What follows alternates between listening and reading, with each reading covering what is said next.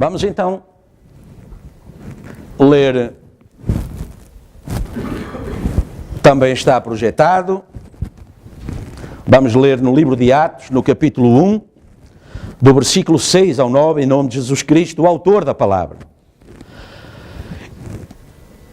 Diz assim: aqueles, pois, que se haviam reunido, perguntaram-lhe, dizendo: Senhor, restaurarás tu neste tempo o reino a Israel?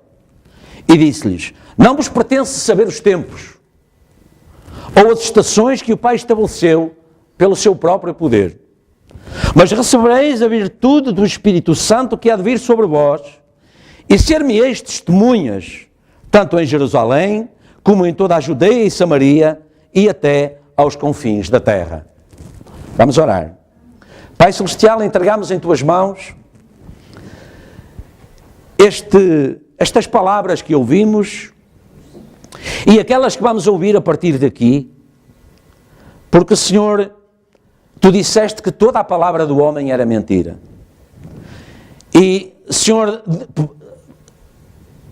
nessas condições, nunca estaríamos aqui, Senhor, com o propósito de ouvir qualquer palavra de qualquer homem. Quando nos reunimos em redor da tua palavra e a lemos e ouvimos falar sobre ela, é nossa fé de que é o teu Espírito Santo, é a tua palavra, que tu disseste que era sempre a verdade, que então vem tocar os nossos corações. E, Senhor, estando ali dentro, meditando sobre estas coisas, Senhor, há 22 anos que na véspera de subir ao púlpito, os joelhos tremem. Mas depois, logo, a tua palavra conforta. E a palavra diz que quando vos puserem perante alguém, não vos preocupeis com o que haveis de falar, pois não sois vós quem falará coisa alguma. Senhor, eu tenho andado baseado nesta promessa. Tu disseste na mesma hora, o Espírito Santo colocará na vossa boca, nos vossos lábios, as palavras que haveis de falar. Ó Senhor, que nesta mesma hora isso aconteça e nesta mesma hora os nossos ouvidos sejam preparados para receber essa revelação. Aquilo que o teu Espírito Santo tem para falar connosco nesta manhã. Partilha connosco, Senhor, do teu saber, porque o nosso saber é inimizade contra Deus. Mas o teu saber é bênção. O teu saber é revelação. O teu saber é vida eterna. E o teu saber nos dá, Senhor, o entendimento perfeito das coisas, e tu disseste: eu vim para que tenham vida e a tenham com abundância. Senhor, dá-nos desse maná da vida, parte connosco nesta manhã, o pão da vida, partilha-o connosco, Pai, nos nossos corações, para que quando sairmos de aqui, levemos esse alimento e possamos ter a certeza que somos melhores criaturas, estamos mais aperfeiçoados no saber a teu respeito, e então, Senhor, que os nossos corações estejam alicerçados em Ti e nesse poder que a revelação da Tua palavra nos dá. Porque Tu nos prometeste que seriam feitas nos nossos dias as mesmas obras que a palavra viva fez. Senhor, que assim seja, para a Tua honra e glória. Senhor, quando sairmos daqui, não haja nenhum fraco, nem nenhum incapaz em nosso meio, mas que em todas as coisas estejamos instruídos e fortalecidos e renovados, e o Teu nome seja entre nós e em nós glorificado, pois pedimos e agradecemos em nome de Jesus Cristo. Amém, Jesus. Amém. Podem sentar.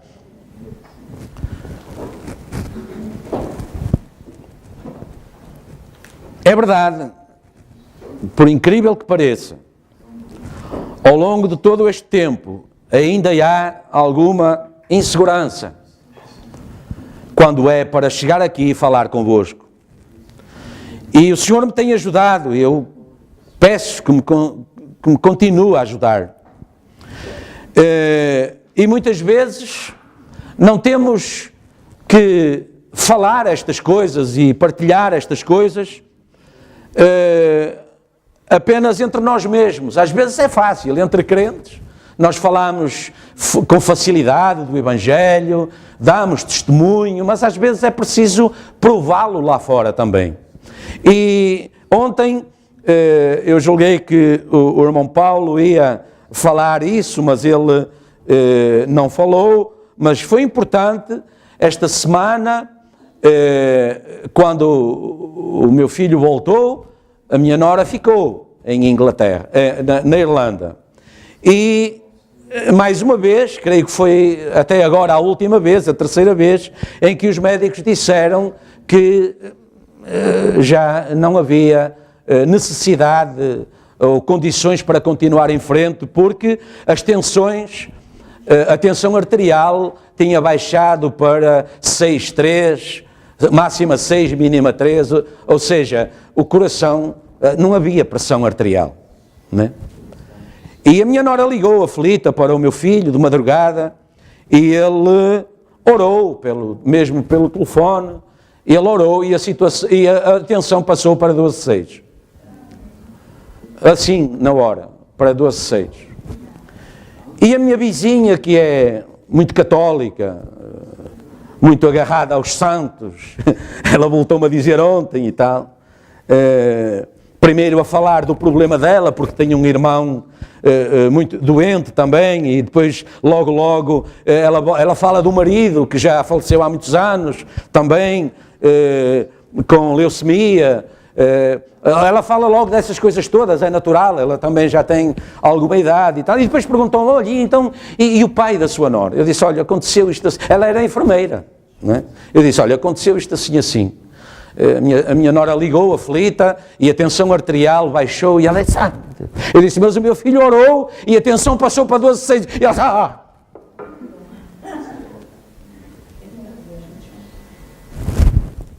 assim. Eu disse, ele orou, fez uma oração, é o poder de Deus. É o poder de Deus. Voltou a vir outra vez com a fé dela, não é? Porque é a fé dela. É a fé que nos move, não é? E a fé tem que estar baseada em algo. E eu entendo isto porque eu já lá andei, eu já estive onde ela está. E a mim me foi permitido sair. A ela não ainda. Continua lá. Naquela fé ancestral. Não é? Ela diz, a santa da minha mãe me passou esta fé e eu guardo até hoje, religiosamente, não é? Espíritos familiares, ancestrais. Reparem, e poderão dizer, sim, pastores, mas quer dizer, mas porquê essa insistência? Porque nós tivemos o privilégio de ter um profeta que veio pregar demonologia e que nos ensinou, não é, que há na nossa fé 3 estados, 3 condições, não é? Há um estado físico, há um estado religioso e há espíritos sedutores contra a palavra de Deus. E portanto é como esses espíritos atuam. E depois, por contraponto, nós recebemos também, sabemos também como é que Deus atua, como é que o Espírito Santo atua. E tendo a sabedoria, o saber, não é? O nosso tema hoje tem um título que é um determinado saber, não é? Há um determinado saber. Vamos chamar-lhe assim. Há um determinado saber. E Jesus disse aos discípulos, reparem, estamos a ler no livro de Atos. E quando Jesus falou isto, já falou depois da ressurreição. Certo? Jesus já tinha ressuscitado. Jesus já tinha quebrado os grilhões da morte. Estava no meio deles. Mas eles continuavam com medo. Continuavam com dúvidas. E estavam a perguntar, quando nós não temos a sabedoria certa, fazemos perguntas nécias. Não é? Estão aqui estudantes no nosso meio, não é? Vocês nunca provocaram, eu já provoquei. Gargalhada na turma, não é? Porque fiz uma pergunta ao professor que toda a gente sabia menos eu, o professor ficava a olhar para mim e toda a gente se ria à volta. E eu ficava corado, não é? Só não se notava o corado no coração, que ele é vermelho. O resto notava-se em todo lado, não é? Corava da cabeça aos pés e dava conta, não é, que estava a fazer um papel diferente dos outros, porque dava conta que toda a gente sabia, menos eu. Faltava-me uma determinada natureza do saber, não é? Eu estou a dizer isto na escola, na turma, entre crianças, ou entre jovens. Entre cristãos isso não existe, não é? Entre cristãos nós temos a responsabilidade de fazer para com aqueles que não têm determinado saber aquilo que Jesus Cristo tem feito conosco.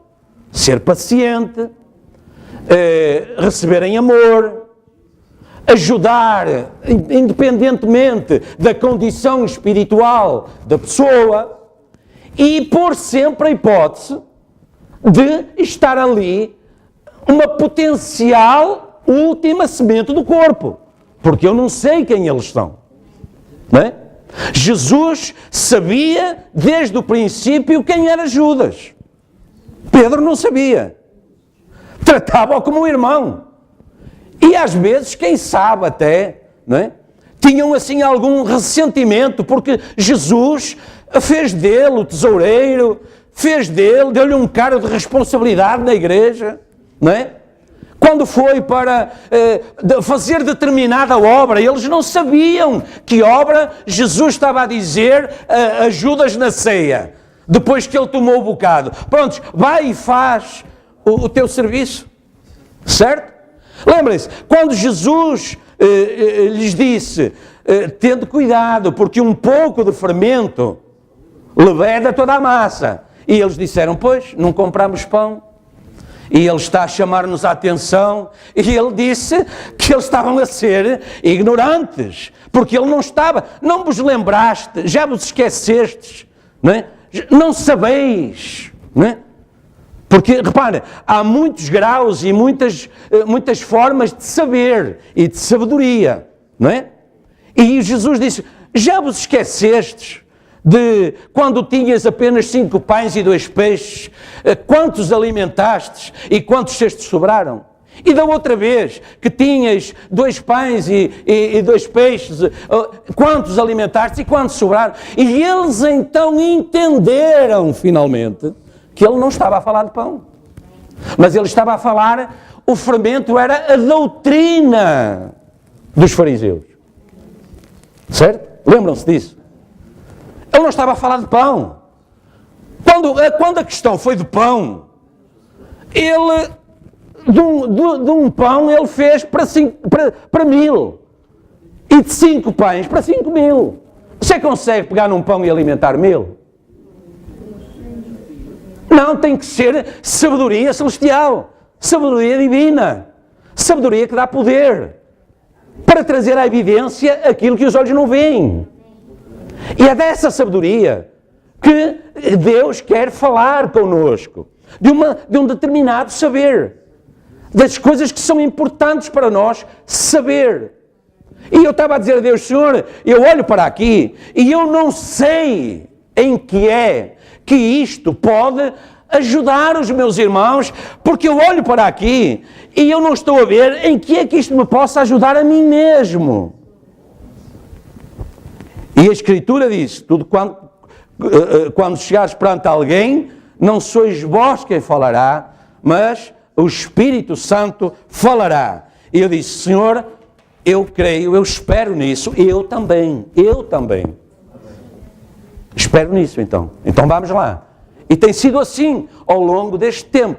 Tem sido assim, deve ser assim. Com todo o pregador que se apresenta em nome de Jesus Cristo. Ou então apresente-se no seu próprio nome.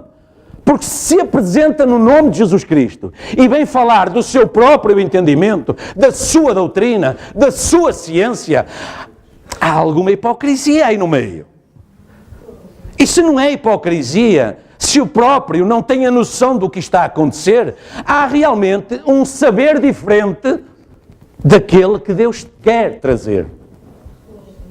Certo? Mas reparem, analisando nós então o que tem acontecido ao longo das Escrituras e ao longo das eras, reparem, Moisés disse a Deus: Senhor, eu não sei falar. Senhor, eu não sei o que dizer. Senhor, eu não sei como tirar o povo do Egito. E o profeta diz, imaginem aquele velho de 80 anos, apoiado num bordão, caminhando para o Egito e perguntarem-lhe assim: onde vais, Moisés? Ele disse: eu vou conquistar o Egito, eu vou tirar de lá o meu povo. Repara, era um tipo de sabedoria que não entra na cabeça de ninguém. Repare, quando Joquebed e Anrão fizeram aquela cesta para colocar dentro o seu bebé de 3 meses e o colocaram no rio do Jordão, infestado de crocodilos, no rio Nilo, perdão, infestado de crocodilos, aquilo era loucura. Mas reparem, eles podem até ter arrazoado, o profeta chama-lhe assim, aquilo que não é o pensamento revelado de Deus, ao pensamento do homem, não é? Aos olhos de Deus, quando o homem raciocina estribado na sua doutrina, no seu saber, o profeta diz que isso é arrazoamento. E há o perigo, há quase a garantia de esses pensamentos desviarem o homem da vontade de Deus. Certo? Mas quando eles fizeram aquilo, eles podem até ter pensado: olha, tanto faz morrer à espada como morrer com os crocodilos. Mas pelo menos não vai ser aos meus olhos. Eu sei lá, eu estou a formar um quadro, eu estou a pensar se calhar como eu pensaria. Mas quem sabe, talvez os crocodilos não vejam nada de apetecível na cesta e não queiram comer aqueles juncos e comam outro ou outra coisa qualquer uns aos outros. Deixem os juncos em paz, e dentro daqueles juncos ia a sabedoria de Deus, o saber de Deus. Porque foi Deus quem proveu aquele escape. E aquele escape, prestem bem atenção, não era apenas para o próprio Moisés, pequenino, de 3 mesinhos, coitadinho. Aquilo era um folarzinho, não. Aquele cesto de juncos levava à libertação de Israel. Aquele cesto de juncos, na sabedoria divina, não na sabedoria do faraó, não na sabedoria dos magos de faraó, não na sabedoria dos profetas de Israel, aquele cesto de juncos levava a sabedoria de Deus, levava a resposta às orações de Israel por um libertador. Lembram, a semana passada nós falámos de Isaías 53, olhando nós para ele, não víamos nada de apetecível, nada de bom. E ele era o quê? A palavra feita carne. Ele era a plenitude dos pensamentos de Deus. Ele era a Bíblia de Gênesis a Apocalipse. Ele era os 7 mensageiros às eras gentias da igreja. Ele era, nele, que nós não víamos nada de agradável, olhando nós para ele, não lhe víamos beleza alguma, era um daqueles de quem o povo desviava a cabeça. Olha lá vem ele, não é? Entende? Ele era a resposta às nossas orações. Ele era a resposta à nossa salvação. Ele era a evidência da nossa eternidade. Podem dizer amém? Amém. Mas vejam, se ficarmos apenas pela leitura simples destes versículos, poderá parecer que não há nada que nos faça meditar sobre eles. Mas um estudo das Escrituras mínimo, não é? Serve para nos pôr em ordem com os pensamentos de Deus. Porque a palavra é Deus. Então, quando meditamos na palavra, nós estamos a partilhar os pensamentos de Deus. Aquilo que Deus pensa está expresso na palavra. Quando a palavra está nos nossos corações, os pensamentos de Deus estão no nosso coração. Amém? E repare, Jesus disse, não vos pertence saber, nem os tempos, nem as estações, que o Pai determinou pelo seu e estabeleceu pelo seu próprio poder. Eles estavam-lhe a perguntar, Senhor, quando é o rapto? Senhor, quando é que vai acabar este mundo? Senhor, quando é que entramos no milénio, como falou Isaías? Eles podiam estar a perguntar isso tudo. Mas repare, e Jesus neste momento, nestas circunstâncias, lhes disse, não é, que não lhes competia saber nada disso. E eu volto a chamar a atenção para a necessidade que temos de orar a Deus que a cada dia faça um update do Espírito Santo em nós, não é? Que o batismo do Espírito Santo esteja presente, seja no nosso coração uma realidade, porque senão vamos estar a pedir a Deus coisas que não temos necessidade nenhuma de saber. Mas eu convinha-me saber quando é que vai acontecer então essa terceira guerra mundial. Eu precisava de saber quando é que... Será que vai ser da Coreia que vai disparar o míssil? Será que é da China? Repare, irmão, a noiva não está cá nessa altura. Era disso que Jesus estava a falar. Deus estabeleceu os tempos e as estações aqui. Mas não estávamos há pouco a falar acerca de sermos peregrinos em terra estranha? Estávamos ou não? Então essa é a questão. Esse é o saber. Eu quero saber como é que eu vou no rapto. Eu quero saber como é que eu vou identificar o milénio. Eu quero saber, mas eu já sei, que receberemos um corpo como o dele. Porque só assim é que o veremos tal qual ele é. O irmão Branham foi lá, passou a cortina do tempo. E quando chegou lá, ei, onde é que ele está? Onde é que ele está? Disse, não está. Ele não estava na condição de ver o Senhor Jesus Cristo. Não estava estabelecido esse saber e essa estação para ele naquela condição.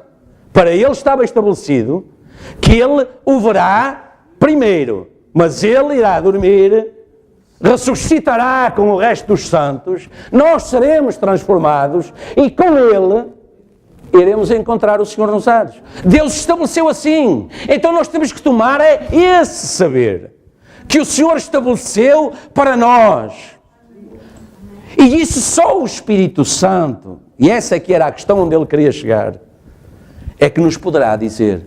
Só o Espírito de Deus falará das coisas de Deus.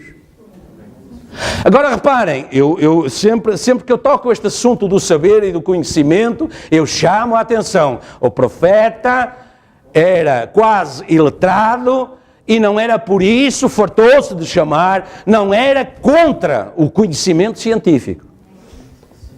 Certo? O irmão está lá em Lisboa a tirar o mestrado, a irmã Meda está a estudar em Portugal, o irmão Valente está em Braga a tirar o seu mestrado, glória a Deus. Deus tem abençoado ou não, irmão? Deus tem... Os meus filhos estão no final, em junho do próximo ano, eu vou dizer assim, eu tenho 4 filhos e os 4 filhos são licenciados. Graças a Deus. Deus tem abençoado o conhecimento para vivermos neste mundo. Amém? Deus tem abençoado. Agora, os nossos corações, o que diz respeito à salvação da nossa alma, nós não encontramos em nenhuma universidade, em nenhum seminário, no meio do povo letrado, mas nós temos encontrado no meio até de alguns iletrados. Como, por exemplo, Pedro, que não sabia, diz o irmão Branham, assinar o seu próprio nome. Mas quando chegou à Porta Formosa e olhou para aquele paralítico, desde nascença, de repente algo o fez parar. E veja o saber. O paralítico julgou que ele lhe ia dar uma esmola. Pedro, diz a Bíblia, viu nele fé para ser curado. Aí estão os dois parâmetros de saber. Saber natural, mundano. Mundano não no sentido negativo da palavra. O saber que o mundo dá. Eu também preciso desse saber, tem-me sido muito útil ao longo da minha vida e certamente a cada um de nós, certamente a irmã Iracema, nos seus testemunhos, nas suas experiências, a irmã Matilde, são pessoas assim já com alguma experiência aqui na terra, não é? Não são velhas, amém, irmãs? Não são velhas. Têm determinada experiência na terra e foram colocadas num corpo que, conforme o tempo foi passando, foi perdendo qualidades. Eu também, não é? Às vezes olho para as minhas fotografias quando eu tinha cabelo, o cabelo era todo preto, quando eu não tinha rugas, quando eu jogava futebol, quando eu praticava atletismo, ténis de mesa, fazia tudo. Entende? Não é disso que estamos a falar de experiência. Aquilo que nós identificamos como velhice é um sinal de experiência. E Deus mostrou-nos isso quando apareceu em Apocalipse 1 com o seu cabelo completamente branco. Certo? Agora, era velho ele? Não tem princípio de dias nem fim de vida? Então porquê o cabelo branco? Era um sinal de quê? De um determinado saber. O profeta diz que era sinal de sabedoria, do conhecimento de todas as coisas que edificam, que servem à alma. Essa foi a razão. Por isso, reparem, Jesus disse, não vos compete saber. E parecia que ser assim um contrassenso, um paradoxo. Temos andado muito à volta dos paradoxos ultimamente. E ao tendo um conhecimento das Escrituras, então meditamos para encontrar a razão porque Jesus terá falado assim. Porque repare, em João 14, 26, Jesus disse, mas aquele Consolador, o Espírito Santo, que o Pai enviará em meu nome, por isso ele disse, até vos convém que eu vá, eu vou e envio-vos o Consolador. O Consolador, esse vos ensinará todas as coisas. Está a ver? Esse Consolador, esse é também o Espírito da verdade, esse vos vai ensinar todas as coisas e vos fará lembrar de tudo quanto vos tenho dito. Está a ver? Então, saberemos todas as coisas, ou seja, há realmente muito para saber. Mas Deus é quem deve escolher aquilo que é importante. E quando eu digo importante para nós, para a nossa fé, para a nossa vivência, para nos capacitar. Reparem, a semana passada nós vimos aqui uma foto, uma imagem, não é? do capítulo 6 de Éfeso, a armadura de Deus, não é? O escudo de Deus, a espada da justiça, o capacete da justiça, tendo os pés calçados no Evangelho. Nós vimos onde é que essa Escritura é colocada em nós. E vimos como Davi, não é? Recebeu a armadura de Saul, a armadura natural, o conhecimento, o saber de guerra natural, e ele disse, eu não suporto isto. Eu tenho uma outra experiência. Lembram-se disso? Ele disse, eu não suporto. Ele tirou tudo e pegou na armadura de Deus para ele, com a qual ele já tinha experiência de combater o leão, combater o urso, salvar ovelhas. Ele disse, não, eu agora tenho 2.500 ovelhas para salvar. É um rebanho, este é o grande rebanho, mas ele não é meu, este não é meu, este é do Senhor. Mas o mesmo Deus que salvou o meu rebanho, vai salvar o dele também. Continuou vestido, não é? Com as suas vestes de guardador de rebanhos, pegou em 5 pedrinhas da beira do ribeiro, pegou na sua funda, que ele estava habituado a manejar, irmãos. Ele tinha uma funda que ele estava habituado a manejar. Você está habituado a manejar a sua funda também? Você tem experiência nisso? Você tem saber nisso? Aí você faz uma oração e os demónios fogem. Quando você tem experiência, está a entender?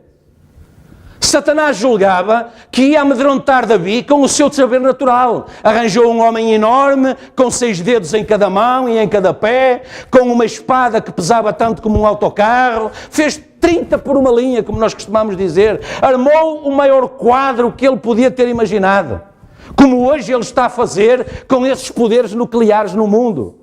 Mas o profeta de Deus disse, haverá um louco que um dia irá carregar no botão.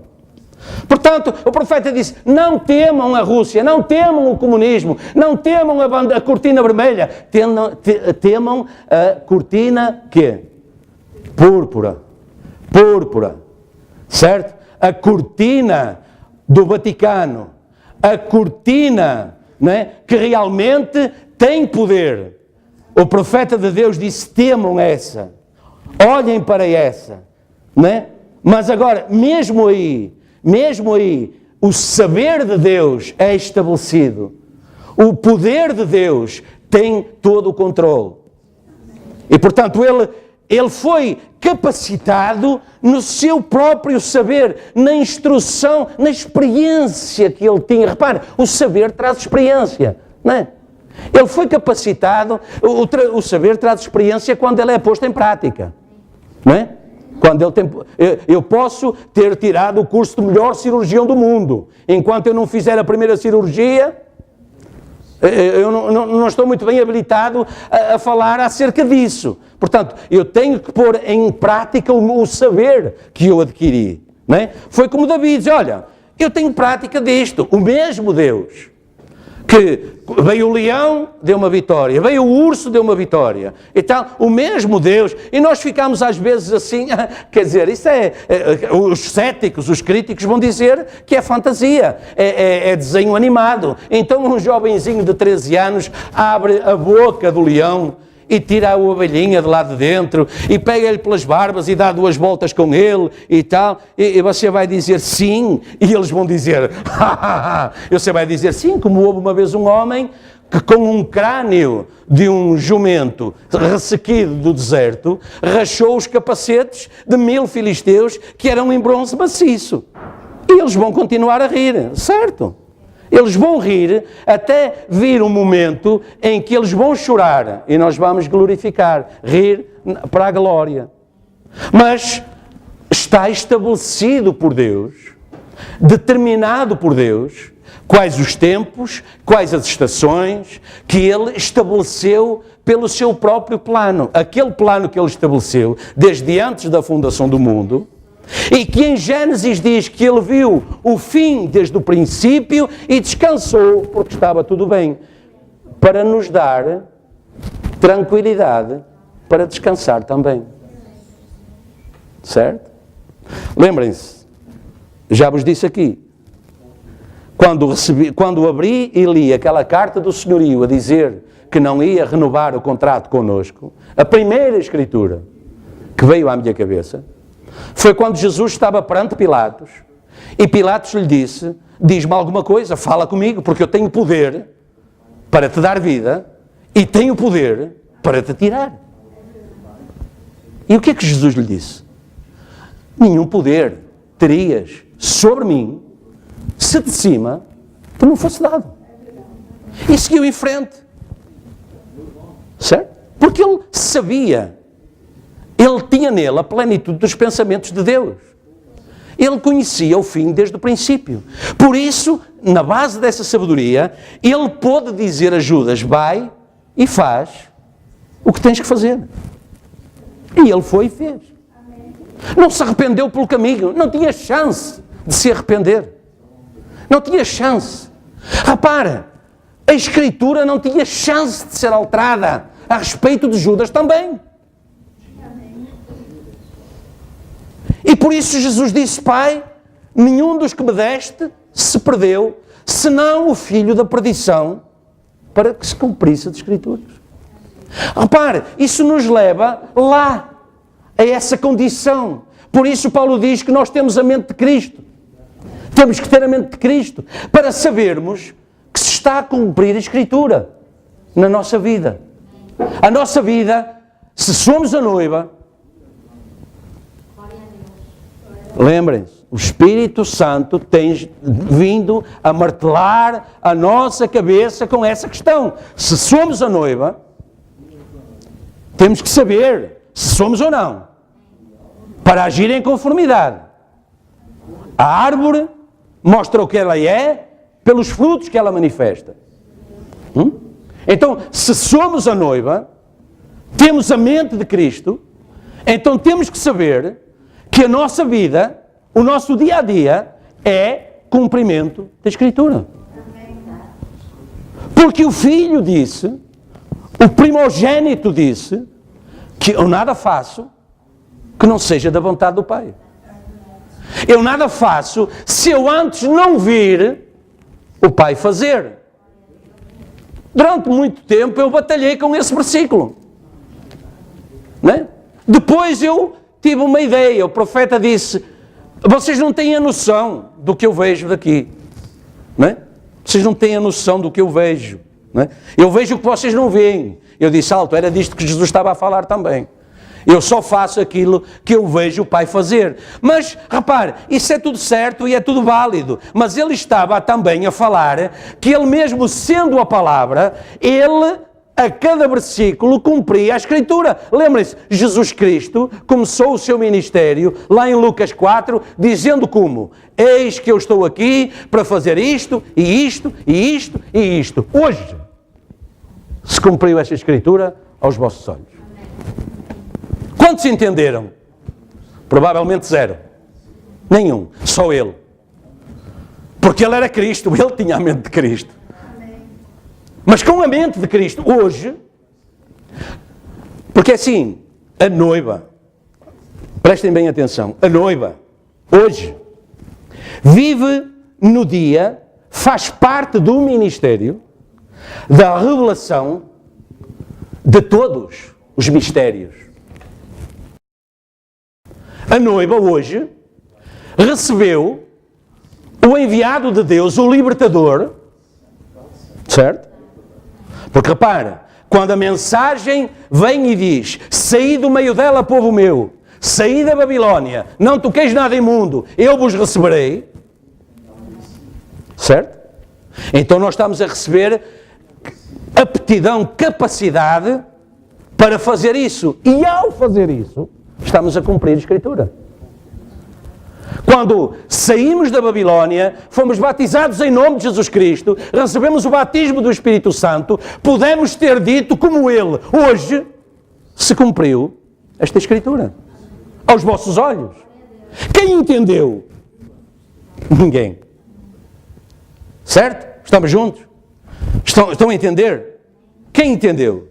Então saberemos todas as coisas, ou seja, há realmente muito para saber, mas Deus é quem deve escolher aquilo que é importante guardar pelo nosso entendimento.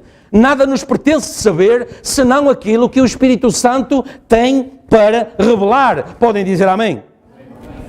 Paulo diz assim aos Coríntios, e eu, irmãos, quando fui ter convosco, anunciando-vos o testemunho de Deus, não fui com sublimidade de palavras ou de sabedoria, porque, eu até sublinhei, nada me propus saber entre vós. Não sou mais do que vós. Não tenho que ser adorado por vós. Não tenho que ser ouvido de forma especial por vós, porque eu não quero que me ouçam a mim. Eu não tenho nada para vos dizer. Eu até me envergonho do que eu era, disse Paulo muitas vezes, porque eu era um perseguidor da Igreja de Jesus Cristo. Mas o que eu quero que vocês saibam, nada me propus saber entre vós, senão Jesus Cristo e no poder da sua ressurreição. Não é? Nem sequer vinha vós, não é? Baseado em que eu faço assim, eu ressuscito, eu curo, eu faço, nada, zero. Cristo e crucificado Porque só assim Ele tirou do nosso meio toda a maldição. Porque só o maldito era crucificado no madeiro. Amém? Assim, portanto, devemos isso também ao nosso Salvador. A Ele devemos associar completamente o nosso saber, o nosso conhecimento. Amém? Na festa das trombetas, veja, o profeta diz assim, isto chocou-me demais. Porque é uma tremenda de uma responsabilidade, irmãos. O profeta diz assim, nós, criaturas indignas, merecedoras do inferno, mas a sua graça sustém-nos por isso. Certo? Se eu não souber isto, eu vou continuar a dizer que eu sou pecador. Mas eu não sou pecador. Eu fui pecador. Mas eu fui salvo pela sua graça. Certo? Veja, agora presta atenção a este parágrafo. Veja, quantos perdidos e cegos, quantos pecadores havia lá no mundo, na altura em que eu fui salvo. Quantos havia? Preste, irmão, atenção, olhe o seu coração. Você é que sabe quando é que você foi salvo. Certo? Porque isso é individual, é uma fé. Agora pense, quantos milhares, milhões estavam perdidos naquela altura? E o profeta diz, Deus salvou-me por um propósito. E estou determinado pela sua vontade a cumprir esse propósito. Oh, irmão, quando eu me salvei, quantos milhares se perderam? E eu pergunto, porquê eu? E será que há alguém entre nós que não põe exatamente a mesma questão? Todos, à partida, põem a mesma questão. Porquê eu? E quantos ao meu lado, no meu local de trabalho, no autocarro, onde seja que o Espírito Santo escolheu descer para nos selar no reino dos céus? Quantos ali ao lado nem sequer se aperceberam do que estava a acontecer? E continuaram na mesma condição. E eu fui salvo. E o profeta diz, mas atenção, Deus teve um propósito nisso. Deus não fez isso à toa, à sorte. E ele disse, eu estou determinado, pela sua vontade, ele vai ter que me ajudar. Claro que sim. Mas eu quero fazer isso. Certo? Eu não quero vir para a mensagem naqueles que se perderam. Eu vim para a mensagem para ser a noiva, para ir no rapto. Se lembra a semana passada, tocamos exatamente da mesma coisa.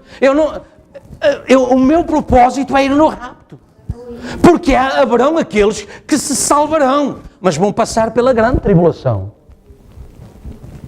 Repare, sabe disso? Há alguém que não saiba disso? Todo o mais inexperiente, se calhar estou a exagerar, mas pronto, com um mínimo de conhecimento da mensagem, nós já recebemos isso. E portanto, mesmo estando na mensagem, mesmo estando numa igreja da mensagem, pode-se perder, pode passar pela tribulação, pode ir no rapto. Certo? Deus perfeito em três. Crentes, incrédulos, manufaturados. Deus perfeito em três. Amém? Eu posso perder-me, não é por eu estar na igreja da mensagem, ser dizimista, ir à ceia, lavar os pés aos santos. Não, eu vou no rapto se eu tiver o batismo do Espírito Santo. Repare, é como o profeta diz, fumar não é pecado, adulterar não é pecado, roubar não é pecado, mentir não é pecado. Isso são os atributos do pecado. A pessoa tem esse atributo porque ela, para começar, não crê. Portanto, só há um pecado. É o pecado da incredulidade. Certo? Então só há uma forma de ir no rapto. É com o batismo do Espírito Santo. E o batismo do Espírito Santo é que lhe vai dizer depois aquilo que você tem que fazer. O que é que Deus requer? Não é? Estamos juntos? Que o Senhor nos ajude a entender estas coisas. Não me importa o resto. Eu quero fazê-lo. Eu quero cumprir o propósito de Deus em mim, pelo qual Ele me salvou. Porque, na altura em que Ele o fez, deixou de fazer a outros. Amém? Temos assim um fundamento demasiadamente válido e fácil de aceitar, embora difícil de entender, porque é eu. Mas quando Deus diz, saí do meio deles, temos que entender, ter esse conhecimento do que isso representa e porque é que Deus fala assim. Amém? Em Apocalipse 18, Jesus disse, as nações beberam o vinho da ira da sua prostituição. Ou seja, as nações se têm prostituído. O que é que isso significa? O que é uma prostituta? É uma mulher que violou os seus votos matrimoniais. Certo? Se ela não é casada, o caso é diferente. Se ela é casada e ela adultera, é diferente. Certo?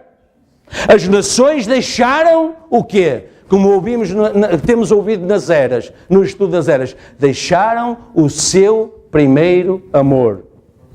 E o profeta diz que quando isso aconteceu lá na primeira era, isso continuou a acontecer ao longo das eras. Portanto, deixando o quê? Cristo. Deixando o quê? A palavra revelada. Deixando o quê? Aquilo que Deus continuou a fazer ao longo das eras. É por isso que o profeta fala contra as organizações, não contra o povo. Não contra os batistas, ou os metodistas, ou os pentecostais, ou os nazarenos, ou os peregrinos de santidade, ou o que quer que seja. Não, contra a forma como as pessoas foram tornadas cativas, agrilhoadas, naquele saber baseado no intelecto, no raciocínio de um homem qualquer. Certo? Porque nenhum dos profetas a essas eras alguma vez os levou a si mesmo, mas os levou à palavra, os levou a Cristo. Amém? Lembram-se o que é que aconteceu quando puseram lá em Jeffersonville o William Branham é o Senhor? Ou o William Branham é o Filho do Homem, ou qualquer coisa assim? Ele ameaçou deixar o ministério. No entanto, ele disse, já hoje, a mensagem se está a denominar, a organizar. Mas não por ele. E é por isso que nós hoje temos conhecimento de muitas ocorrências na mensagem e conhecemos muitas igrejas da mensagem.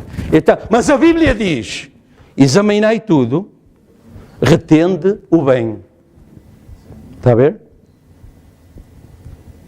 O profeta sabia que aquilo que estava a acontecer com ele ia ser transformado, ia ser modificado lentamente. Lentamente. Porquê?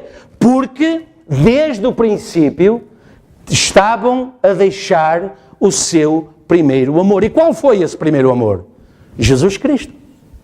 A palavra. Certo? E isso teve o seu êxtase onde? Em Laodiceia. Quando ele foi completamente, esse primeiro amor foi completamente lançado para fora. E isso é adultério. Malaquias já falava daqueles que deixavam a mulher da sua mocidade, o seu primeiro amor. Certo? Malaquias 2 ou 3, salvo erro é Malaquias 2. Aqueles que deixaram a mulher da sua mocidade e deixaram de ser fiéis para ela, com ela. E, portanto, passaram a ter outros focos, outros interesses, outros objetivos. E é por isso que hoje quanto mais os dias passam, mais nós vamos ouvindo e tomando conhecimento de certos acontecimentos no seio da mensagem. E dizemos assim, mas como é que pode? Mas como é que pode? Mas não são da mensagem? Eu não vou responder. Vou deixar a resposta para cada um. Vou deixar que o Espírito Santo responda. Eu não tenho capacidade para responder a isso. Todas as nações beberam o vinho da ira da sua prostituição, e os reis da terra se prostituíram com ela, e os mercadores da terra se enriqueceram com a abundância das suas delícias. Está a ver? Reis, né? Mercadores, né? Não poderão comprar, nem vender, se não tiverem a marca. Certo? E ouvi uma voz do céu que dizia, sai dela, povo meu, para que não sejas participante dos seus pecados e para que não incorras nas suas pragas. É por isso que eu quero ir no rapto. Certo? Porque já os seus pecados se acumularam até ao céu e Deus se lembrou das iniquidades dela. Certo? Amém. Na mensagem, o poder de Deus para transformar, o profeta diz assim, toda a cultura na terra, todos os poderes da ciência e tudo é do diabo. Essa mensagem deve ser pai de 47 ou 49, depois não, esta mensagem é de 65. Também, se quiser tomar nota, esta mensagem é de 11 de novembro de 65. 11 de setembro de 55. Ok? Ok. O profeta diz, é o seu evangelho. Amém? Ele pregou do conhecimento no jardim do Éden. E ele tomou esse conhecimento pervertido, contrário à palavra.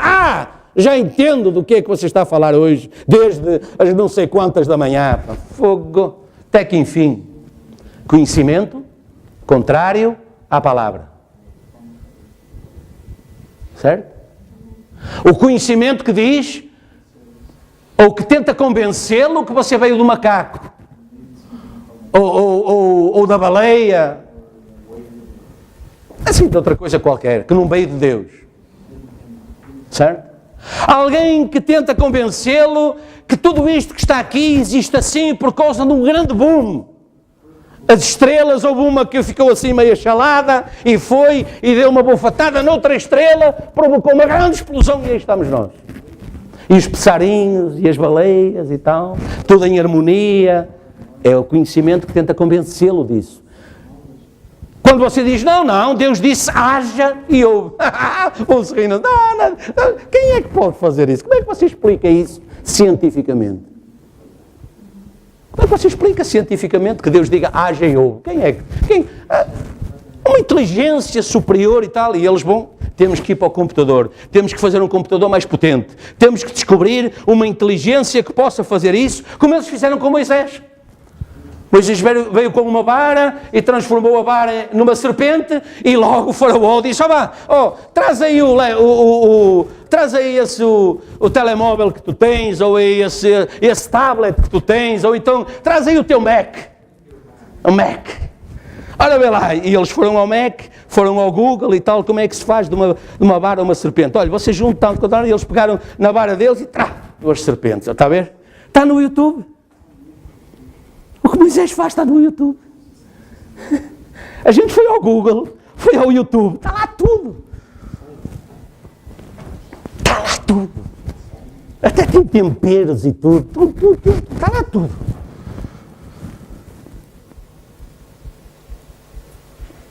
O resto eles não dizem que a vara de Moisés comeu as outras duas.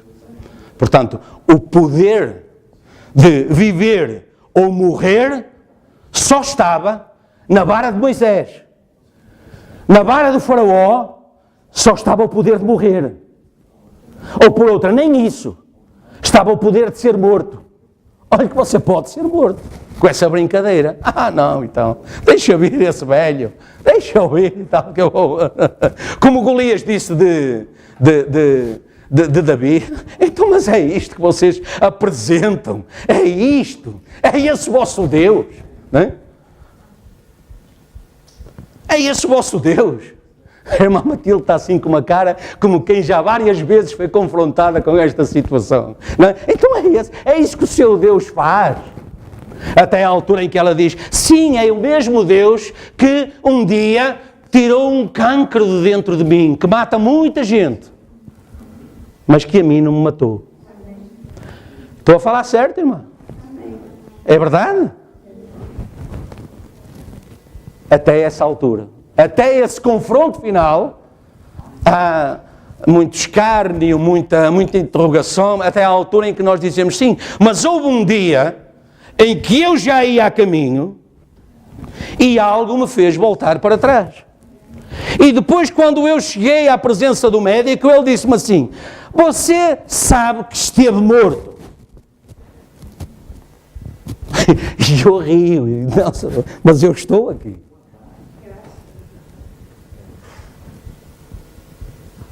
E foi por isso que eu fiz questão, Deus me permitiu. Eu ainda pensei assim, vocês sabem aquelas coisas que em frações de segundo, em milésimos, as coisas são como raios na nossa cabeça. E a minha vizinha estava ali a falar comigo, então, e o pai da Sara e tal. Eu disse, digo, não digo, pá! Mas o meu filho orou, e a atenção, e ela é enfermeira. Passou anos, eu via. Ela era enfermeira no posto de saúde a que eu pertencia. E eu ia lá várias vezes com os meus filhos, aquelas coisas de rotina, e ela passava dias a medir tensão arterial às pessoas. Olha, vejam-me aqui quanto é que eu tenho. Está tudo bem. Olha, vejam-me aqui quanto... é melhor marcar uma consulta. Portanto, ela sabia perfeitamente disso. Deus usa assim as circunstâncias. Eu disse, e a tensão estava a X, e oramos, e o poder da oração passou a tensão arterial para Y. E ela abriu os olhos até trás, assim. Porque ela sabe o que isso representa. Ela sabe que isso não acontece assim de um momento para o outro. Ela sabe que não. Ela sabe que quando a pessoa tem esses problemas, tem que ir ao médico, fazer um tratamento, fazer análises, tomar vitaminas, fazer não sei o quê, mais não sei quanto, mais não sei o que mais, e mais não sei o que mais, e portanto assim não abrir e fechar de olhos. Acontece uma coisa assim. Esse é o Deus a quem nós servimos. Quando é preciso, Ele manifesta o poder. Esse é o conhecimento. Eu acho muito engraçado, vocês que são da saúde, mas os outros também, sabem que há colesterol bom e colesterol mau. Sabem disso? Não é? Há colesterol bom e há colesterol mau. As pessoas vão medir o colesterol lá pelo sangue e tal. Olha, o colesterol bom está bom, o colesterol mau está assim. Então, se é mau, tem que estar mau, não é? Não é? Se é bom, tem que ser bom. É mais ou menos isso, não é? Ok, tudo bem. Eu também sei que é mais ou menos isso, mas tudo bem. Portanto, com o saber é igual. Há saber bom e há saber mau. E o profeta está a dizer, esse saber mau foi o que foi colocado no Éden, logo desde o princípio. Certo? E reparem, agora, Satanás teve 6.000 anos para fazer exatamente o que Deus fez. Está a ver? Deus construiu o mundo bom, certo? E Satanás tem construído um mundo de perdição, um Éden satânico, certo? Nos mesmos 6.000 anos. Para que ainda possa mais facilmente colocar a dúvida nos corações. Certo? Tudo correndo a par. A vinha verdadeira, a vinha falsa. O caminho certo, o caminho errado. Caim e Abel, certo? Moisés, Balaão. Judas, Jesus Cristo. Está a ver? A sábia e a néscia. Está a ver? Agora, ele tem um Éden aqui na terra e está cheio com sabedoria e conhecimento. Isso nós dizemos amém. A terra está cheia de sabedoria e conhecimento hoje. Esse foi o seu evangelho desde o princípio. Conhecimento, sabedoria, ciência, mas Deus nunca se preocupou com esse tipo de conhecimento. Amém? Eis então o tipo de conhecimento que caracteriza o mundo que vivemos, certo?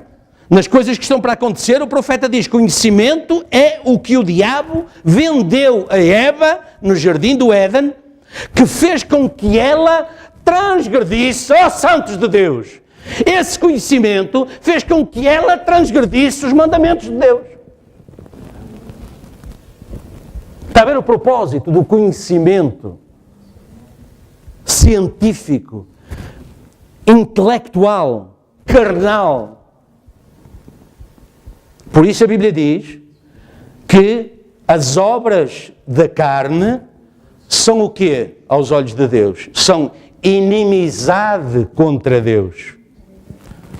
Por isso, foi necessário nascer de novo, ser tornado uma nova criatura. As coisas velhas passaram, tudo se fez novo, e tudo isso proveio de Deus, que nos reconciliou consigo mesmo, como? Por Jesus Cristo. Por isso Paulo disse: preguei-vos Cristo e a sua crucificação. Porque foi lá que o preço foi pago. E então, quando ele disse: tudo está consumado, amém? Tudo está consumado, então nós reaparecemos aos olhos de Deus. Estávamos perdidos? Estávamos perdidos e fomos reencontrados. Amém? Voltamos a achar graça aos olhos de Deus. Digam graças a Deus. Assim haverá uma civilização no mundo para onde vamos, mas não será este tipo de civilização. Amém? Não será. O entendimento do homem, ou seja, o raciocínio, tem sido desafiado por Deus desde o princípio. Porquê? Perguntamos nós. Deus é fé. E convém que quem se aproxima de Deus creia completamente nele. Então chegamos ao conhecimento de Deus, que a Bíblia diz a propósito, em 1 Coríntios 13, a caridade, a qual é amor, nunca falha. Mas havendo profecias, serão aniquiladas. Havendo línguas, cessarão. Havendo ciência, não é? O conhecimento, havendo ciência, desaparecerá. Porque em parte conhecemos, em parte profetizamos. Mas quando vier o que é perfeito, então o que é em parte será aniquilado. Amém? Você sabe que depois já não precisa de lâmpadas economizadoras no milénio. Sabe? Não precisa de ir aos chineses comprar uma lâmpada economizadora por €1. Amém? Que me desculpem os nossos irmãos na China. Espero que eles não percebam esta parte do português. Amém? Isto é a expressão popular apenas, não tem nada de pejorativo, Deus sabe. É a expressão popular. Não precisamos, porque Ele é a nossa luz. Amém? Ele é a nossa luz. Quando Deus disse a Noé para fazer a arca, ou a Abraão para ir para uma terra que lhe havia de mostrar, e depois lhe prometeu um filho na velhice, isso era completamente fora de qualquer raciocínio humano. Então, por que o fizeram? O profeta, e agora vamos terminar logo, diz assim na mensagem: estatura do varão perfeito. Agora, em primeiro lugar é a fé, depois a virtude, e então em terceiro lugar você acrescenta conhecimento. Conhecimento. Agora, isso não significa conhecimento mundano, porque isso é loucura para Deus. Mas conhecimento para julgar. E diz o profeta: julgar o quê? O que é que somos habilitados a julgar? Entre o certo e o errado. É só isso. É só isso. Como é que julga? Então, repare, se você tem conhecimento cristão,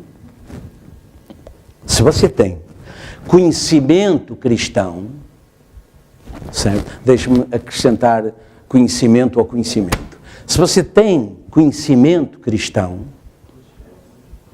amém? Não tenha medo de fazer assim. Não tenha medo, porque assim, isto é Deus.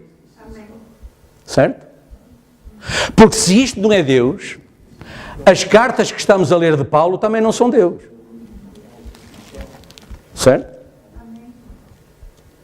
Temos a certeza, a garantia, de que o mesmo Evangelho que foi pregado por Paulo está a ser pregado hoje, continua a ser pregado hoje para nós.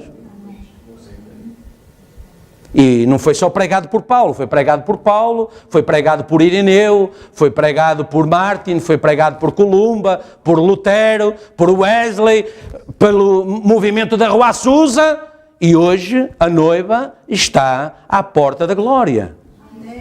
Porque ela é hoje um corpo formado. Ela já pode ser tomada como esposa. Amém, irmão? É disso que estamos a tratar. Ela já pode ser tomada como esposa. O próprio Senhor Jesus Cristo disse no princípio... deixem-me continuar. Se você consegue pôr de lado todos os seus credos e toda a sua incredulidade, tudo aquilo que você afirma que tem feito, então você tem conhecimento para crer que Deus não pode mentir. Seja toda a palavra do homem mentira, mas a minha seja verdade. Veja, agora você pode, depois de fé e virtude, você pode adquirir conhecimento. É conhecimento supremo. Certo? Pode até já ser doutorado ou professor doutor ou não sei quê, o grau que lhe quiserem pôr. Mas até que o Espírito Santo venha colocar a mente de Cristo em nós, nós não temos este conhecimento supremo. É disso que estamos a falar. O próprio Senhor Jesus Cristo disse no princípio do seu ministério terrenal que era o Espírito do Senhor que o ungia para o ministério. Amém? E que é isso, senão o nosso conhecimento terrenal também. Aquilo que Deus nos ensina, aquilo em que Deus nos instrui. Certo? Acompanhado do nosso testemunho, ao mostrar que vivemos na vontade de Deus e expressamos assim na vivência do nosso dia-a-dia.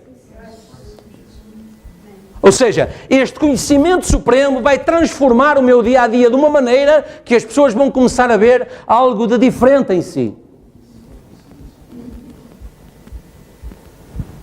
Vão começar a ver que você é realmente cristão.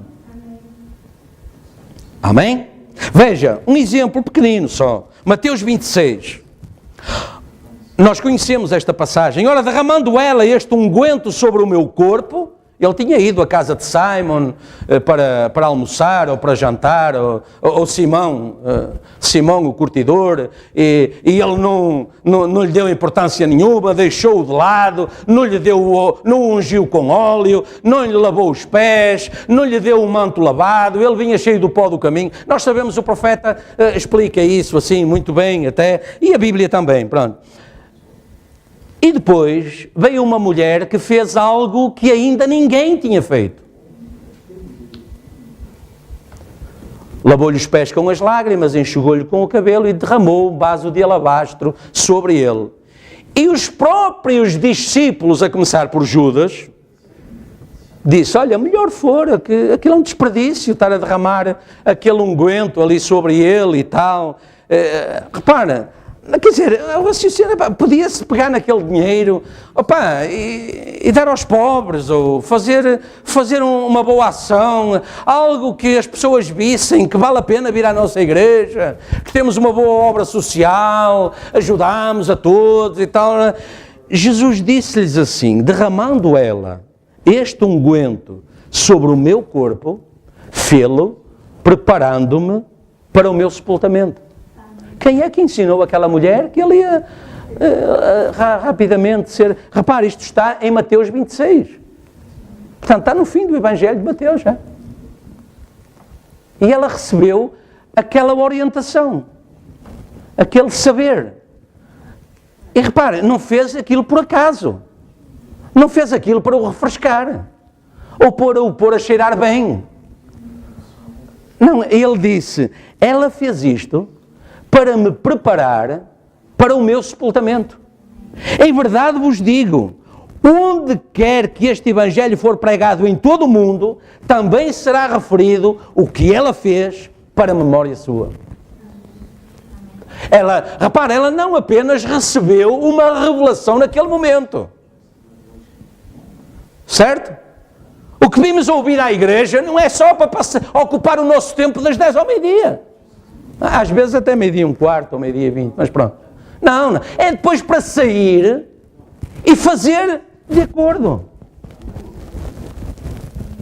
Ela não recebeu apenas a revelação. Ela recebeu a revelação e foi pô-la em marcha. Pô-la por ação. Certo?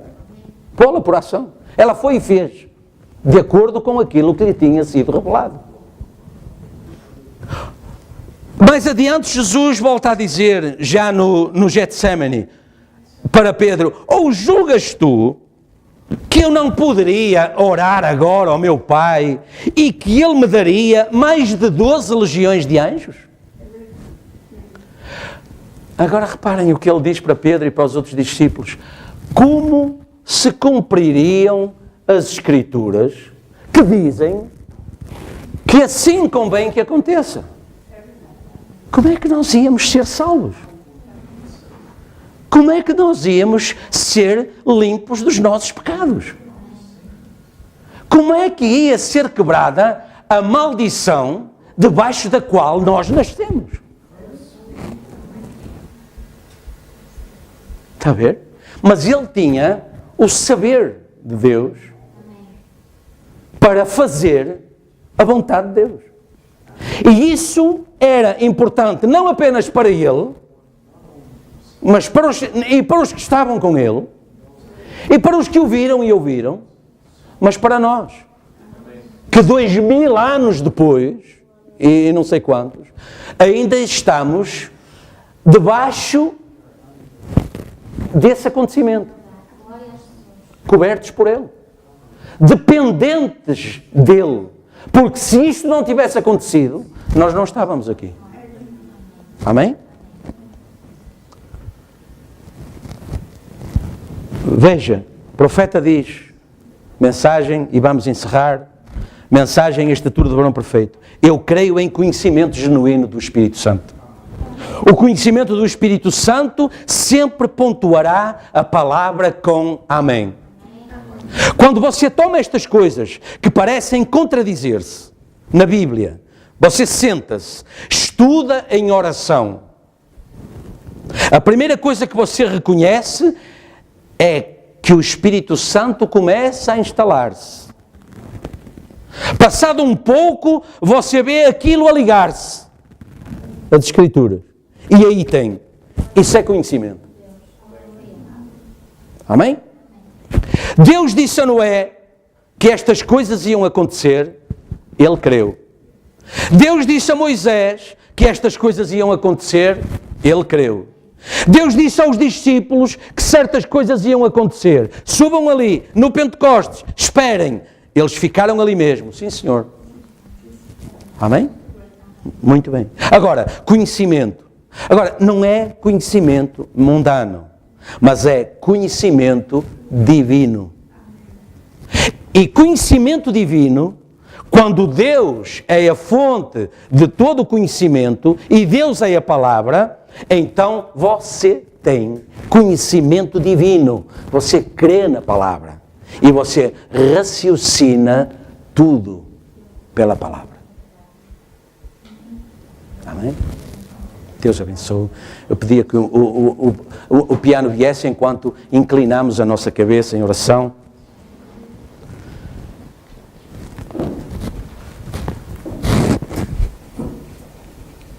Feche os seus olhos. Vamos glorificar a Deus nesta manhã por nos ter permitido estar aqui. O que é que tudo isto que ouvimos agora terá produzido em nós? É importante isso, analisarmos isso, porque um dia No final de um serviço, alguém disse: duro é ouvir este discurso. Quem o poderá suportar? E saíram. Não voltaram mais. E Jesus teve que presenciar isso e aceitar isso assim. Porque não temos dúvidas que ele sabia quem ele era. Ele sabia quem ele era.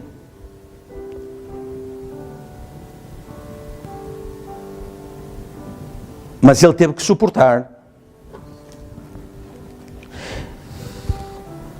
E mais tarde, o Espírito Santo disse assim: muitos profetas e justos que foram antes de vós gostavam de ter ouvido o que vós ouvis e não ouviram, e ver o que vós vedes e não viram. Pai Celestial, estamos gratos, Senhor, por este privilégio. Senhor, como disse o profeta, e isso tocou, Senhor, tão fundo no meu coração, Pai. No dia em que Tu me salvaste, quantos se perderam, Senhor? E, Senhor, o que é que Tu viste em mim que eu não vejo? Ó Deus Todo-Poderoso, eu estou grato, Senhor, e creio que todos nós estamos gratos, Pai, por nos teres separado para este dia, que o profeta disse era uma geração privilegiada, pois era a geração do rapto. Era a geração preparada para travar este combate. Nenhuma outra poderia tê-lo travado. É a geração do poder da palavra falada. É a geração que está a viver o dia da revelação de todos os mistérios. Oh Senhor, isso é muito bom. Isso é glorioso, Senhor. Mas isso é também uma tremenda responsabilidade, Senhor. É uma responsabilidade, Senhor, que homem nenhum, no seu perfeito juízo, entenderá que não é capaz de suportar. E nós não somos capazes de suportar, Senhor, se o Teu Espírito Santo não vier em nosso auxílio. Se não colocares em nós, Pai, o conhecimento supremo. Senhor, Eva era uma noiva. Eva tinha um marido. E, Senhor, o conhecimento a enganou. Determinado conhecimento a tirou do seu pedestal, a tirou do seu lugar. Senhor, tem misericórdia de nós. Ou seremos como Eva. Não teremos chance. Porque o conhecimento mundano se faz acompanhar por obras extraordinárias que enganariam, se possível for, os escolhidos. É aí que nós precisamos do Teu auxílio, Senhor, para ajudar a nossa fé, para aperfeiçoar a virtude em nós, para que o conhecimento tenha o seu próprio lugar e todos os outros dons e todas as outras aptidões e capacidades tomem o seu lugar e nós possamos caminhar como Tu caminhaste, sabendo qual é o nosso lugar, sabendo de quem temos que ouvir, sabendo a quem devemos satisfazer. Tem misericórdia de nós, Pai. Senhor, que esse poder do alto, que esse Espírito da verdade habita em nós, Senhor, e nos aperfeiçoa cada dia, e nos desvie do mal, e nos livre de todo o embaraço e de todo o pecado que tão de perto nos rodeia, e nos ajude, Senhor, nos faça correr com paciência a carreira que nos está proposta. Reveste-nos da tua armadura, Senhor.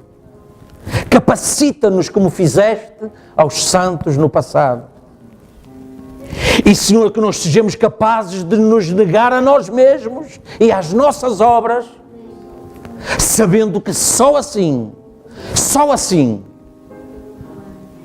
o Consolador tomará o seu lugar. Porque todo o raciocínio do homem é contrário à mente de Deus. Mas a mente de Deus e o raciocínio divino, supremo, traz também todo o outro aperfeiçoamento e todo o outro conhecimento. Senhor, Paulo disse: tive que deixar para trás tudo aquilo que eu era, tudo aquilo que eu conhecia, porque hoje, tendo a mente de Deus, a mente de Cristo, tendo-me encontrado com Ele no caminho de Damasco, eu reputo em nada. Ele disse até em esterco tudo aquilo que eu tinha, para poder valorizar. E essa é a minha posição agora, Senhor. Essa é a nossa posição agora, Pai. Para darmos o devido relevo, a real importância àquilo que temos agora, àquilo que Tu nos tens dado, Senhor. Pai, ajuda-nos. Ajuda-nos a sair daqui mais encorajados, mais capazes, mais fiéis. Senhor Deus, aperfeiçoa-nos, Senhor. Senhor, Tu és o oleiro, nós somos o simples barro. Senhor, se Tu não vivificares o monte de barro, não lhe deres sentido, não lhe deres vida, ele não é nada. Ele não faz nada, não agrada a ninguém.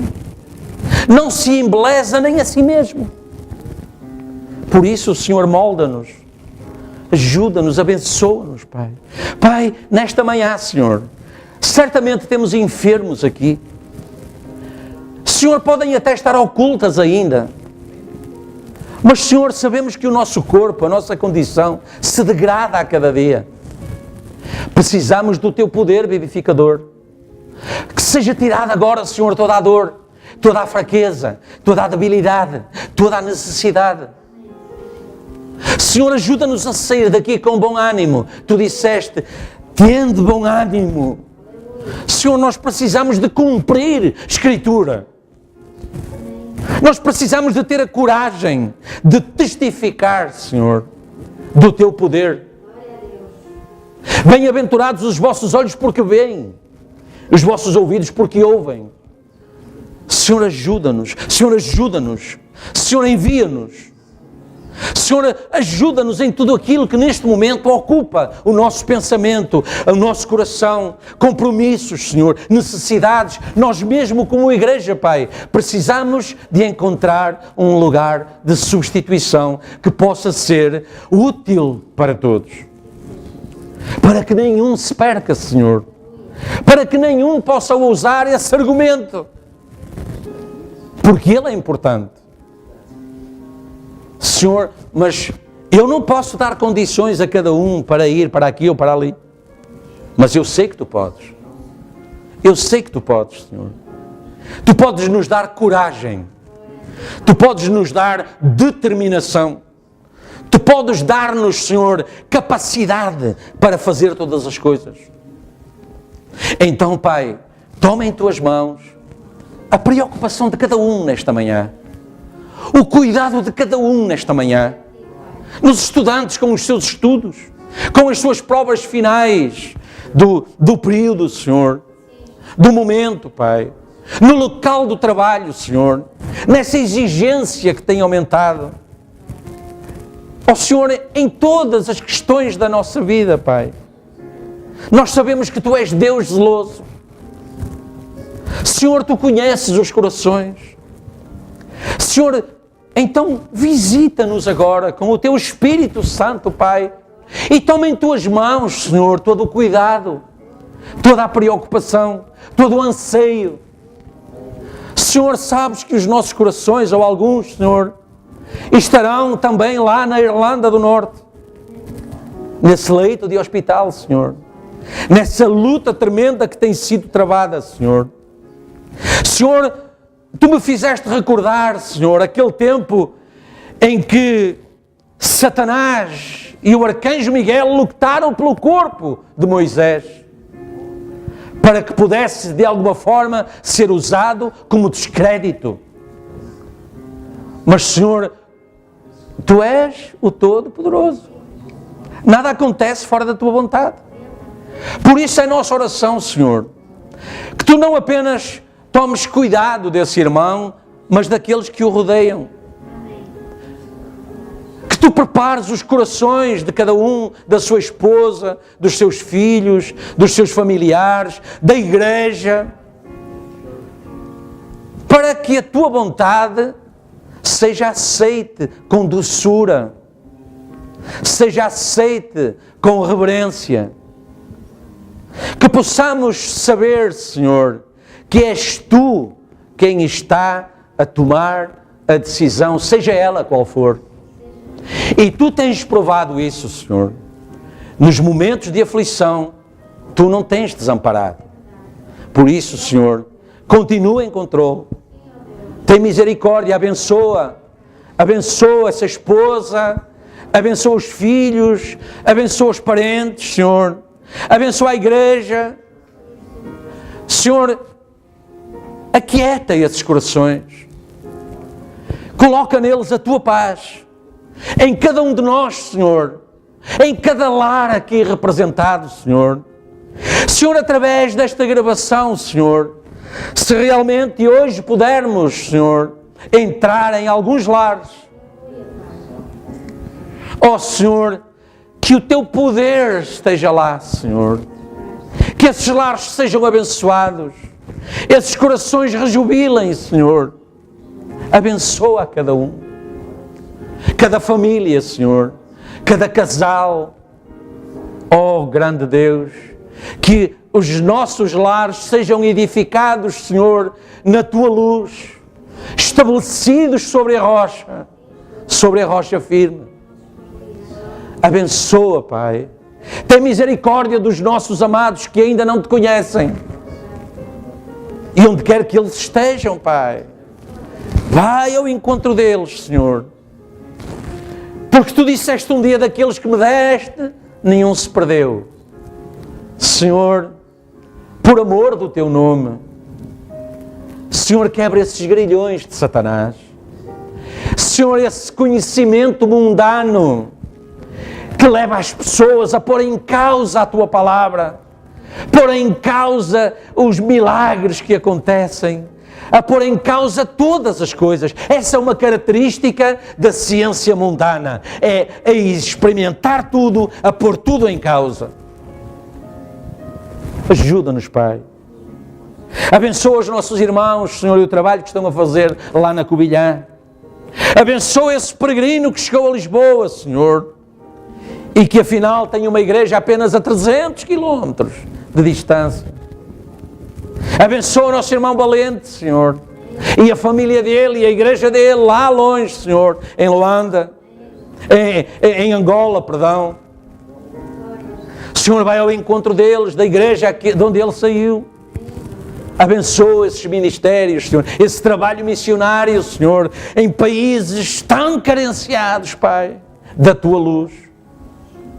Senhor, Tu nos tens levantado para trabalhar exatamente por esse propósito, e nós pedimos o Teu auxílio, a Tua ajuda para continuarmos a fazer com revelação esse trabalho de tradução. Mas, Senhor, que não fique por aí, Senhor. Tem o trabalho, tem a vertente logística. a multiplicação dos livros, a expansão dos livros, e Senhor, é a expansão da mensagem, é a luz desta hora. É para que um povo que estava em trevas veja uma grande luz, receba essa luz. Senhor, a mensagem é que traz fé de rapto. Então, Senhor, vai, Senhor, ajuda, abençoa esses países, abençoa aqueles que têm suportado essa obra, para que ela prospere para o bem. E como diz a Tua palavra, tendo feito tudo, ficai firmes.